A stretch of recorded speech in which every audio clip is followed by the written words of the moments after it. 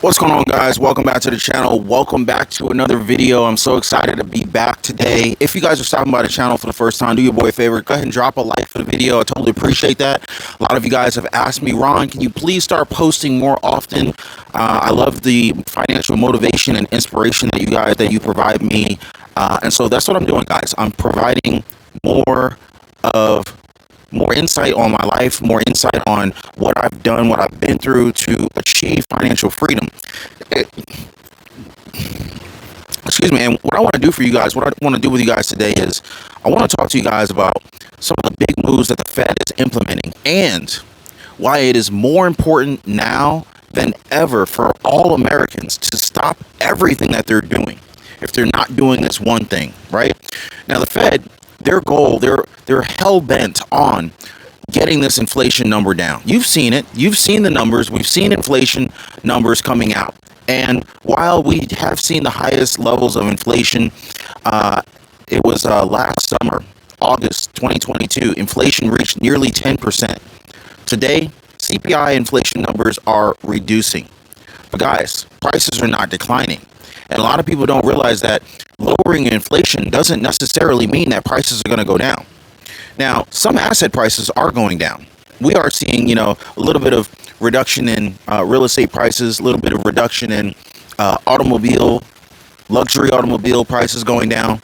But at the end of the day, we're not seeing any type of housing market crash. And I think that this has been overhyped. But one thing that has been under-discussed and under-hyped is the pressure that Americans are in right now, being destroyed by credit card debt. The Federal Reserve, Fed Chair Jerome Powell, he's on a warpath, guys. And the Fed has warned us about what they're going to be doing and the impact that the Fed's decision is going to have on not only businesses here in America. We've already seen countless layoffs: Microsoft, Google, Amazon, Redfin, Walmart. Guys, the writing is on the wall. The writing is on the wall, okay? Now, one thing that I want to talk to you guys about is the invisible drain that these variable interest loans are going to have on the American population. Check your mailboxes, guys. Look at your credit card statements. How much do you owe on your credit card bills? How much interest are you paying on those credit card debts? Look at how much interest is being burned away. How many people have a credit card with restaurant expenses on there? Millions of Americans today are quite literally paying interest on a meal from a restaurant that they have eaten months ago, but they're still paying for it today. This is insanity, folks. And this is one of the things that I had identified years ago as I was living paycheck to paycheck, that I can't do this anymore. And I had to overcome the social stigma associated with being cheap, not necessarily hanging out and spending money like clockwork. One of the things was a simple fact of the matter that I just couldn't afford to do it anymore. And it was embarrassing not having enough money. And it was going to get to a point where my credit would be affected because bills would become late. I would have eventually not had enough money, and I would have been sending in late payments. Equifax, TransUnion, Experian would all receive notifications from these credit card companies that, hey, this guy is late. This would ultimately drive down my credit score and would ultimately cause me to start receiving late payments or late fees on these credit cards. And it would cause me to end up having a higher cost to borrow money in the future with a lower credit rating, because I would be less of a prime borrower. I wouldn't even be a prime borrower anymore. So I would have, subprime rates associated with future loans that I might need or want. So I had to literally sacrificed to a point of I didn't go out to eat anymore for months at a time. And I began to sell things. I'd sell items on eBay and Craigslist. I would sell items on Amazon. A lot of people don't realize you can actually sell used products on Amazon. And I would do this. And this would help me to build capital, to build some degree of income quickly, to help to get out of debt faster. And I didn't realize that most people can't build wealth because they're carrying too much of the wrong kind of debt. Notice that I said the wrong kind of debt. Because once you get on the other side of this thing, you can actually use debt to build wealth. And you can become your own bank. You can become your own bank, folks. This is one of the strategies that I learned over the years that they're not teaching people this. And this is what keeps people pinned, being a hamster on the wheel, trying to get ahead in a game where they're not going to give you some of the tips and strategies. There's no rule book that they just publish and make available to everyone. They don't want everybody to win. So one of the first thing that I would do is get out of debt, folks. And then the second thing that I would be doing is I would prioritize investing. There's so many apps out here, guys. Webull, M1 Finance, Acorns, what is it, Cash App? I think you can invest on Cash App. Then of course you got your classics. You got E-Trade, Vanguard, Fidelity. There's so many apps out here. So there's no excuse. Most people are going to spend more time scrolling through Instagram, TikTok, or Facebook than they do researching what kind of investments to get started in. And I'm not saying I'm going to spend hours doing this. I'm going to do some research and I'm going to get going. Because the real focus needs to be on increasing your income. Now, of course, I'll go ahead and invest in, quality ETFs, exchange traded funds, carrying, top quality stocks in them. Most of these ETFs tracking the S&P 500 have proven themselves to have positive returns over just about any 10-year period in history. And if you look at the S&P 500's track record, you're able to compound your money at a rate of anywhere between 7 and 10% every single year. And so when I realized the fact that I could compound my money at that rate, I had to get out of debt fast. Because when I looked at it, my credit cards were charging me like 20% interest.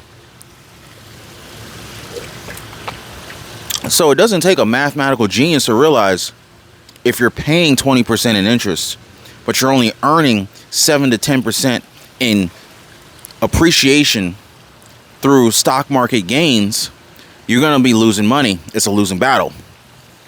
So I had to quickly get out of debt so that I could implement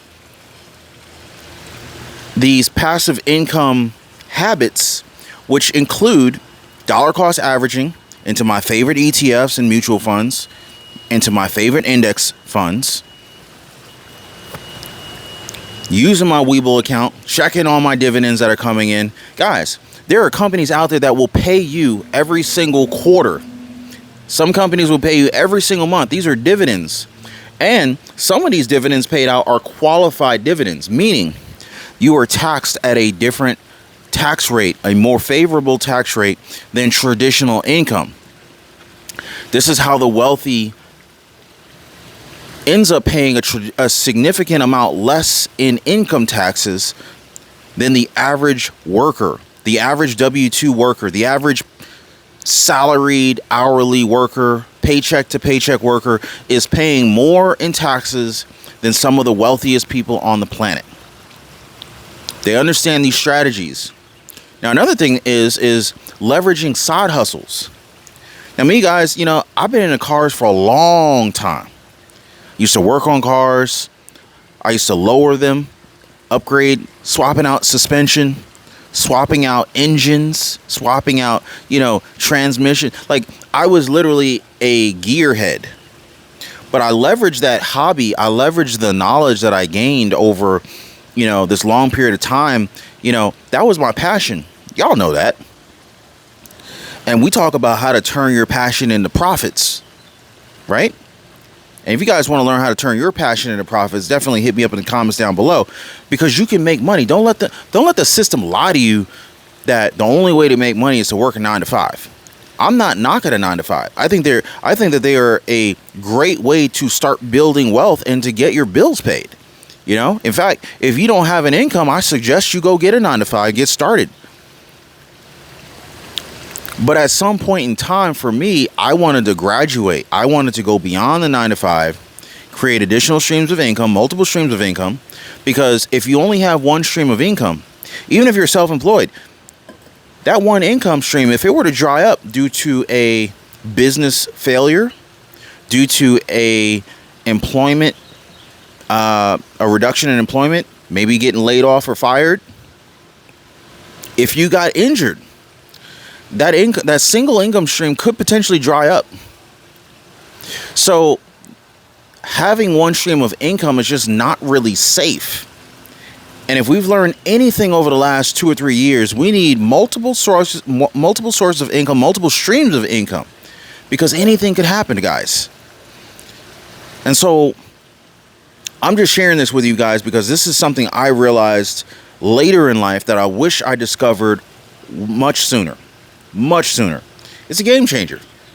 And the thing is once you create that second stream of income, and let's just say it's a passive stream of income, that passive stream of income can then be used to fund future new streams of income. Side hustles, guys. One of the things I used to do is, I used to mess around with cars quite a bit, but to generate extra income, extra side hustle income, it was almost like a little small business, a little home-based business. I would buy cars. I would buy these cars, and I would talk to the owner over the phone. Pretty much, I actually had a series of questions already typed up. It's like 20 questions I asked the potential seller, they were all sellers, but, I would ask them these questions, and it would help me to determine if it was worth me to go visit them, to go see their car that they had for sale. I would also get a feel for how negotiable they were on their price. And after doing 4 or 5 deals, I realized how to refine my questions to minimize how much time I would waste, and to make sure that I'm only going out and taking a look at the most profitable vehicles in the best possible conditions. And once I figured that out, I would literally just buy cars, clean them up a little bit. And I'm talking about clean them up in like 1 or 2 days. Literally relisting these cars, driving them, enjoying them, listing them for sale. And the moment someone came to me with a good offer, because of course I'm cleaning them up, taking pristine, crispy pictures. These are showroom level quality pictures I'm taking of these cars. I'm listing them for sale, but meanwhile, while they're for sale, I'm driving them around and enjoying them, hanging out, turning my passion into profits. And in a week or 2, maybe 3 weeks, somebody's coming with an offer and the car is sold. Man, I'd make some good money selling these cars. I mean, just think about it. Get a car, driving around, having fun. 2 or 3 weeks later, someone's giving you a check to buy this car from you, and you're profiting $2,000-$3,000 on these cars. Not bad. Not bad, right? So this is just one example of taking some of your life experiences and converting those experiences into side hustle income, coming up with innovative business ideas that you can use to increase your income, to get out of debt faster, and to build wealth faster. At the end of the day, it's all about compounding your money. And Warren Buffett once said, if you don't figure out how to make money while you sleep, you will work until you die. So let's figure that out as quickly as possible, guys. Again, if you're stopping by the channel for the first time, do your boy a favor. Go ahead and subscribe to the channel if you like videos like this. Also, drop me some comments down below. I would love to hear from you guys. I would love to know what you guys are thinking about. Like what questions you guys might have for me. I'd love to answer them. Also, drop me a like for the video. I look forward to seeing you guys on the next one. Be safe.